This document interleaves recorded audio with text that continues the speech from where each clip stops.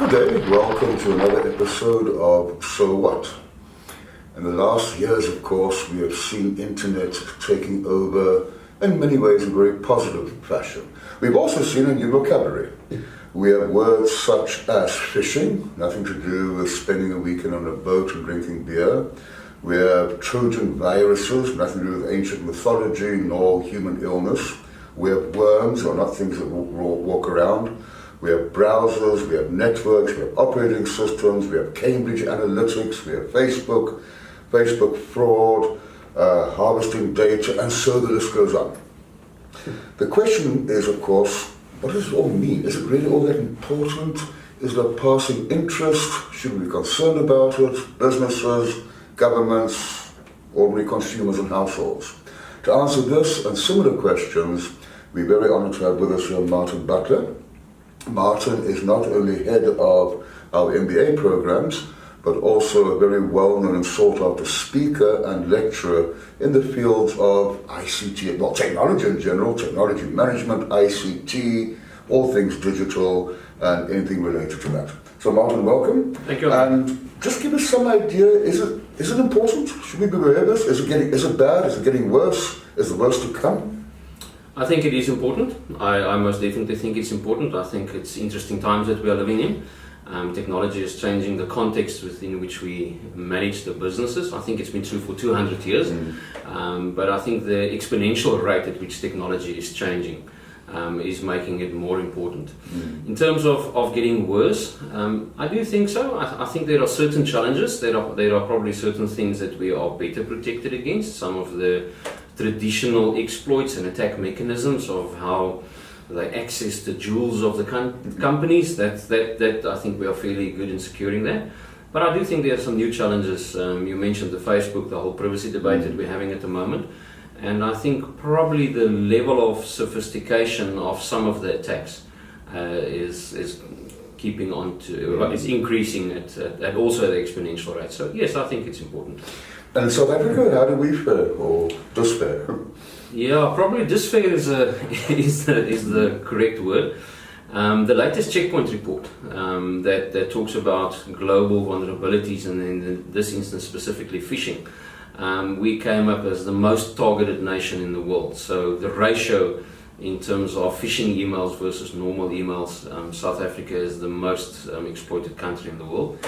In terms of skills, and broadly speaking, there's an ICT readiness index. That is a composite indicator that includes the normal measurables like broadband access and the quality of the internet, but also the ability of individuals, government and business to use technology. And we've been on a steady decline of that over the last 12 years. In actual fact, we've moved 30 positions backwards over the last 14 years. So there are some elements of positivity within South Africa. Traditionally, we're very good in terms of using ICT, but there are certainly some warning signs. So, phishing, tell us a bit more about that. Yeah, indeed, not about boats and beer. It's probably one of the oldest exploit techniques, and phishing is purely trying to mimic being somebody else.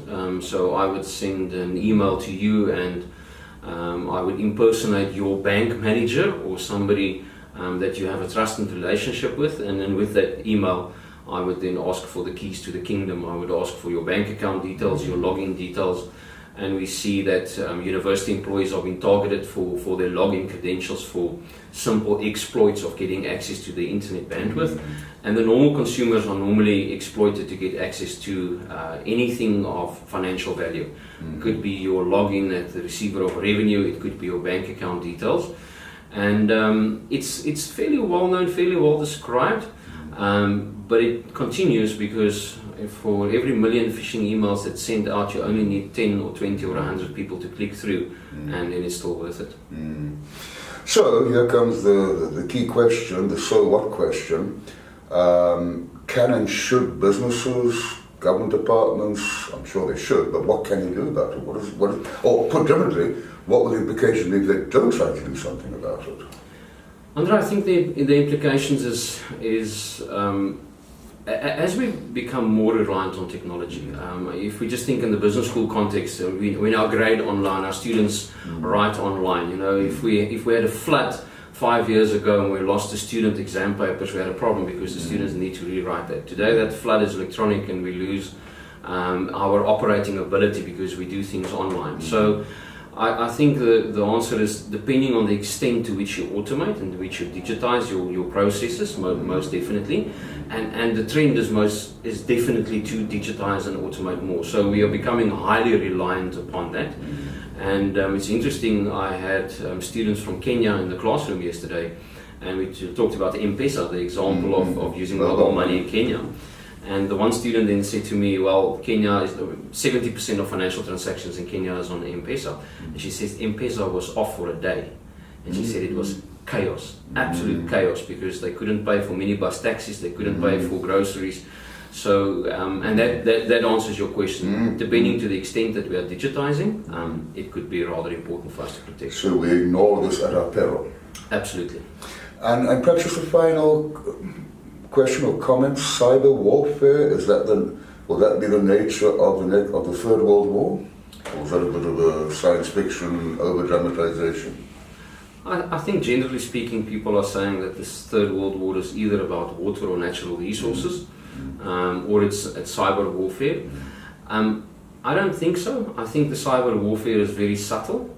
It's 10 times more subtle than what we had in the Cold War. So for many years I've tracked the most powerful computers in the world, and for many years these computers were fairly well known. United States, Europe, used for oil and gas exploration of natural resources, predicting the weather. And these days the most powerful computers are in the East, in the Far East, and in China in particular. And it's not well known what they are being used for. So it's open for debate and for discussion, but there's no doubt that some of the world's top computing resources at this stage are used for things which are not always in the ethical clear zone. It moves into that grey zone, and people refer to the Great Firewall of China, because you have to travel to China to realize that WhatsApp doesn't work, Facebook doesn't work, Google doesn't work, and then you realize all of a sudden there's a different world out there. So, is there a risk that the whole thing could implode? I think there's a fair amount of redundancy built into that. It's like saying, is there a risk of our road network collapsing? There's a risk of the N1 flooding, but then we take the N2. So I don't think there's a risk of the whole thing imploding. I think there's a risk of elements being out and being not available, and the extent to which we've created redundancy in the system would probably protect us.